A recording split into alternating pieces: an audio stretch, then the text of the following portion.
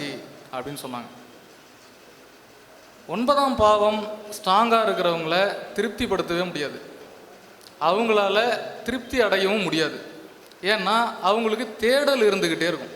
அதனால தான் ஓடினவனுக்கு 9ல் குருன்னு சொன்னான். புரியுதா உங்களுக்கு? Simple sir. ஜோதிடத்தை ரொம்ப சிம்பிளாக அணுகணும். நான் சொல்கிறதுலாம் சப்ஜெக்ட்லாம் கிடையாது. என்னுடைய குருநாதர்கள்னு பார்த்தீங்கன்னா நெய்வேலியில் பார்த்தீங்கன்னா ஜெயராமன் ஐயா. அடுத்ததாக என்னுடைய தேடலுக்கு கிடைத்த மிகப்பெரிய பொக்கிஷம் உயர் திரு திண்டுக்கல் பி சின்னராஜ் ஐயா. அவருடைய கூட்டுக்குள் நான் நடைபெற்றதற்கான காரணம் உயர் திரு கோபிகுமார் ஐயா. அவரும் எனக்கு ஒரு குருநாதர் தான். அதன் மூலயமாக அறிமுகப்படுத்தப்பட்டு நான் ஜோதிட உலகிற்கு வெளியே வந்தேன். ஜோதிடத்திலேருந்து வெளியில் வந்து என் மூஞ்சி வெளியே தெரிஞ்சுதுன்னா மீடியா தான் காரணம். அது கொரோனா டைம் தான். அப்போ தான் நாங்கள் ஜூம் மீட்டிங்லாம் ஸ்டார்ட் பண்ணோம். அந்த குழுக்குள்ளார வந்தப்போ நிறைய ஆராய்ச்சிகள் தொடர்ந்துக்கிட்டே இருந்தது. ஜோதிடத்தை நம்ம கற்றுக்கிட்டோம் அப்படின்னு நம்ம நினச்சிட்டோம் அப்படின்னா ஜோதிடம் நம்மளை விட்டுரும். ஜோதிடத்தை நம்ம பிடிச்சிக்கிட்டே இருக்கணும்னா ஜோதிடத்தை நம்ம பிடிக்கணும் ஃபஸ்ட்டு. அப்போ தேடல் இருந்துக்கிட்டே இருக்கணும். அப்போ யாருக்கெல்லாம் தேடல் அதிகமாக இருக்கோ அவங்களுக்கு ஆராய்ச்சி அதிகமாகிட்டே இருக்கும், திருப்தி அடைய மாட்டோம். ஜோதிடத்துக்குள்ளார பல நுணுக்கமான விதிகள் இருக்குது, நுணுக்கமான விதிகள் பல இருக்குது. அதில் தான் இப்போ நம்ம லக்ஷ்மி மேடம் பேசும்போது சொன்னாங்க, திதி சூன்யத்தை பற்றி பேசினாங்க. இப்போது எக்ஸாக்ட் ப்ரெடிக்ஷன் அப்படின்ற ஒரு இந்த வலைதளம் என்னுடைய வெப்சைட்டில் பார்த்தீங்கன்னா நான் என்னுடைய லாகின்ல வச்சுருக்கிறது மட்டும் ஒரு 4000 ஜாதகம் வச்சுருக்கேன். California, Canada, gulf countries, USA, எங்கெங்கே இருந்தோ கிளைண்ட்ஸ் இருக்காங்க.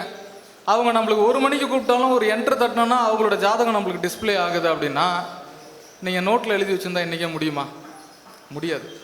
ஸோ அப்படி ஒரு வலைதளத்தை அறிமுகப்படுத்தி அதில் பார்த்தீங்கன்னா பாருங்களேன், திதி சூன்யம், முடக்கு, நித்திய நாம யோகி, டிவிஷனல் சார்ட்ஸு, ஷட்பல ஷட்பலத்தில் கிரகங்களுடைய பலம், கிரக அவஸ்தை, அஷ்டக வர்க்கம், இத்தனையும் ஒரு சாஃப்ட்வேருக்குள்ளார கொண்டு வந்து வைக்கிறதுக்கும் நம்ம சாதாரணமாக கையில் கணிதம் போடுறதுக்கும் எத்தனை வித்தியாசம் இருக்குது. எவ்வளோ பெரிய விஷயம். அதற்காக நம்ம மனமாற அவரை நம்ம பாராட்டி ஆக வேண்டும். ப்ளீஸ். என்ன காரணம்னா 64 ஆயக்கலைகளுக்குள் மிக அற்புதமான கலை, ஆழமான கலை ஜோதிடக்கலை. ஒருவன் 63 கலையும் கற்றுக்கிறது கஷ்டம். ஆனால் ஜோதிடத்தை 1 கற்றுக்கிட்டோம்னா இவனுக்கு இந்த கலை தெரியும் அப்படின்னு நம்மளால சொல்லிட முடியும். இவன் நடிகன், இவர் வாத்தியார், இவர் நடனம் ஆடுவார், இவர் இசை பாடுவார் அப்படின்னு பலவிதமான கலைகளை ஜோதிடம் ஒரு கலையை வைத்து சொல்ல முடியும், மற்ற கலைகளை சொல்ல முடியாது. ஜோசியரை கண்டுபிடிச்சு சொன்னாங்க சார் இப்போ கொஞ்ச நாள், ஜோதிடர் ஜோசியர் அப்படின்னு. மற்றவரின் துன்பம் இடர் கலைபவன் ஜோதியை உள்ளடக்கிய ஜோதிடர் அப்படின்னு சொல்லலாம். அதாவது ஜோசியம்னு சொல்லுவாங்க. ஜோசியம்னா கிளி ஜோசியர், ஜோசியர் நம்ம சொல்கிறோம் டக்குன்னு. நிமித்த சகுன பிரசன்னம்னு சொல்கிறோம். அதாவது இப்போ நான் ஐயாட்ட பேசிகிட்டு இருந்தேன், பாக்கியநாதன் சார்ட்ட பேசிகிட்டு இருந்தேன். இன்றைக்கி சனிக்கிழமை பாருங்கள், இன்றைக்கி சனிக்கிழமை அப்படியே எல்லாரும் பின்னாடி திரும்பி பாருங்கள். ஊனமுற்றோர்களுக்கான ஒரு சிறந்த ஒரு ஸ்ட்ரக்சர் அந்த இடத்துல போயிட்டுருக்கு. நம்ம எல்லோரும் இங்கே உட்காந்துருக்கோம், நம்ம கண்ணில் அதிகமாக தென்படுறவங்க அவங்க தான். அப்போ சனியோட ஆதிக்கம். அப்போ நம்மளுடைய அந்த பிரசன்ன நிமித்தம் அப்படின்றது பார்த்தீங்கன்னா ஒரு இடத்துல தொடர்படையுது சார், என்னமோ நடக்குது. சனின்றது சர்வீஸ் பிளானட், சேவை கிரகம். அதாவது சகிப்புத்தன்மையை அதிகம் கொண்டவர்கள் அப்படின்னு சொல்லலாம். அவங்களால மட்டும்தான் சில விஷயங்களை செய்ய முடியும், எல்லாராலையும் செய்ய முடியாது. இப்போ குப்பை அள்ளுறாங்க, ஷூ பாலிஷ் போடுறாங்க, ஒரு ஐசியூ உள்ளார, ஐசியூன்னா அந்த இன்டென்சிவ் கேரிங் சென்டர்னு சொல்லுவோம், யூனிட்னு சொல்லுவோம், மருத்துவமனையில். அதுக்குள்ளெல்லாம் யாருக்கும் இருந்த அனுபவம் இருக்குமான்னு எனக்கு தெரியல. எங்கள் அப்பாவை நான் கடந்த ஒரு மாதமாக ஹாஸ்பிட்டலில் வச்சுருந்தேன். அங்கே பார்த்தேன், செவிலியர்கள் அவருடைய பணிகளை மிகவும் சகிப்புத்தன்மையோடு செய்கிறாங்க சார். மிகப்பெரிய விஷயம். அவங்களாம் சனியின் ஆதிக்கத்தில் வருவாங்க. சனி பகவானுடைய ஆதிக்கம். மருத்துவம் அப்படின்றதுமே சனி பகவானுடைய ஆதிக்கம் தான். சேவை. அப்போது சார் உங்களுக்கு என்ன தசை நடக்குதுன்னு கேட்டால், இன்னும் 1 வருஷத்தில் குரு தசை முடிஞ்சிரும்ட்டார், சனி தசை வரப்போகுது. அப்போது இவர் ஜோதிடத்திற்காக செய்து கொண்டிருப்பது சேவை. ஜோதிடத்தை ரொம்ப சிம்பிளாக அணுகணும் சார், ரொம்ப பெருசாலாம் வேண்டாம்.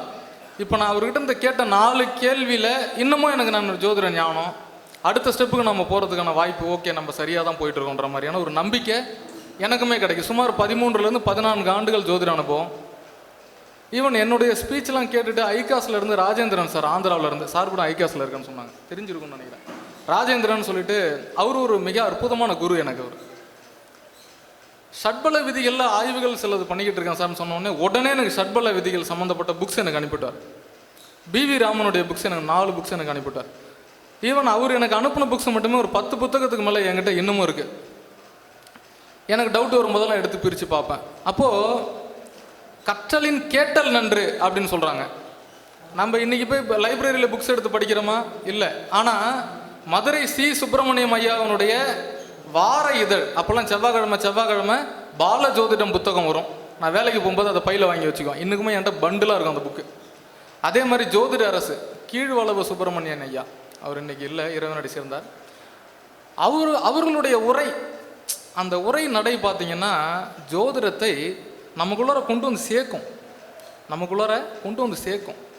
அப்போ அந்த ஜோதிடத்தை எப்படி அணுகக்கூடாதுன்றதை தான் முதல்ல நம்ம கற்றுக்கணும்.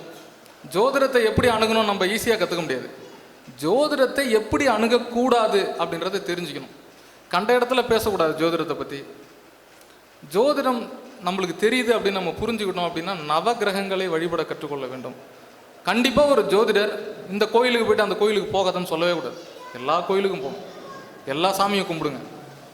ஏன்னா இறை பற்று மட்டும்தான் நம்மளுடைய கிரக அந்தஸ்தை, கிரகத்தை பற்றி பேசக்கூடிய தகுதியை உயர்த்தும். அவங்களால தான் பலனை சொல்ல முடியும். சாரம் பார்க்காதவன் சோரம் போய்விடுவான் சார். சிம்பிளாக 2 ரூல் மட்டும் சொல்கிறேன், ஞாபகம் வச்சுங்க. ஈஸியாக நீங்களே பலன் சொல்லலாம். Very simple. உங்களுக்கு என்ன திசை போயிட்டுருக்கு, என்ன புத்தி போயிட்டுருக்கு, அவ்வளோதான். வேறு எதுவும் தேவையில்லை. தசாநாதன், புத்திநாதன், லக்ன ஆதிபத்தியத்திற்கு யார்? வேதகன், பாசகன், போதகன், காரகன். இந்த கான்செப்ட் இது சரியாக புரியல அப்படின்னா லக்ன ஆதிபத்தியத்திற்கு சுபாதிபத்தியம் பெற்ற கிரகம், அவர் சாரத்தில் நின்று ஒரு கிரகம் திசை நடத்துதுன்னா அந்த திசை 100% உயர்வை கொடுக்கும். எழுதி வச்சுங்க சார், எழுதி வச்சுங்க. புத்திநாதன், அது ஈவன் 6, 8, 12க்கு அதிபதியாக இருந்தாலும் சரி, லக்னாதிபத்தியத்துக்கு சுபாதிபத்தியம் பெற்ற கிரகத்தின் சாரத்தில் நின்று அந்த சாரநாதனும் யோக பலன் செய்கிற அமைப்பில் திரிகோணம் ஏறி இருந்தால் நல்ல பலனை செய்யும், கண்டிப்பாக செய்யும். வெரி சிம்பிள் இந்த கான்செப்ட். சாரம் பார்க்காதவன் சோரம் போயிடும். நட்சத்திர சாரமே இல்லைன்னு சிலர் பேசிகிட்டு இருக்கோம். என்ன சாரம் இல்லைன்னா ஒன்றுமே கிடையாது. ஒரு வீடு கட்டுறோம் சார், ஒரு வீடு கட்டுறோம், என்ன செய்கிறோம்? முட்டு கொடுக்குறோம்ல. தாங்கி பிடிப்பது, ஒரு மனிதனை தாங்கி பிடிப்பது கால் தான், கால் எலும்பு தான். இல்லைன்னா இடுப்பு எலும்பு நசிங்கிறோம், ஒன்றுமே இருக்காது. இடுப்பு எலும்பில் நகரவனுக்கு முதுகு எலும்பு தேஞ்சிரும். தாங்கி பிடிப்பது என்பது பொருள். சாரம் என்பது அவசியம். அதே மாதிரி உச்சம் பெற்ற கிரகத்தை விட மூல திரிகோணம் பெற்ற கிரகம் பலமானது.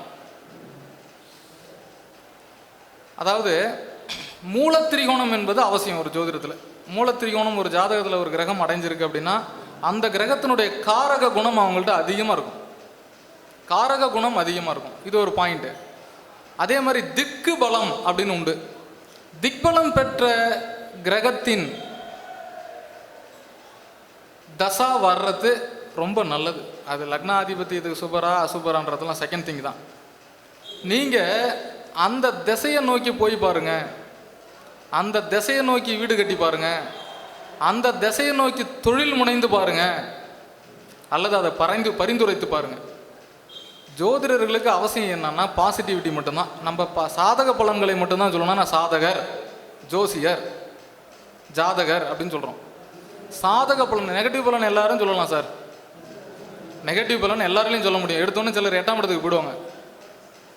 ஆயுள் பாவத்தெல்லாம் இறைவன் கொடுத்தது, சரிங்களா? நம்ம கணிச்சு உனக்கு ஆயுள் முடிஞ்சிருச்சுன்னு சொல்கிறதுக்கு ஒரு சாதாரண ஜோதிடருக்கு தகுதி இல்லை. ஆயுள் பாவத்தை ஆய்வு செய்வது என்பது முழுமையான தவறு. 8ஆம் இடத்தில் சம்பந்தப்பட்ட 12ஆம் இடத்தில் சம்பந்தப்பட்ட கிரக தசா புத்தி அஷ்டம 12 அஷ்டம விய இந்த 2 பாவாதிபதிகளின் சாரத்தை பெற்ற கிரகங்கள் துன்பம் இழைக்கும், மறுக்கவில்லை. அது எந்த விதமான துன்பம் இழைக்கின்றத குறிப்பிட்ட ஜாதகத்தை பார்த்து சொல்லலாம். அது நீங்கள் அதே மாதிரி 3ஆம் இடம் 6ஆம் இடம், இந்த 3, 6ஆம் இடத்து அதிபதிகளின் தசை வருது அப்படின்னா பாதி துன்பத்தையும் மீதி இன்பத்தையும் செய்யும். பாடலாகவே இருக்குது. என்ன அதாவது 5, 9க்கு அதிபதி சுபர் பாவரே ஆனாலும் மிஞ்சு பலனை செய்வார்கள், 3, 6, 10, 11க்கு அதிபதி தசா காலம் வந்ததுன்னா ஒரு வெற்றியை கொடுக்கும் அந்த காலம்.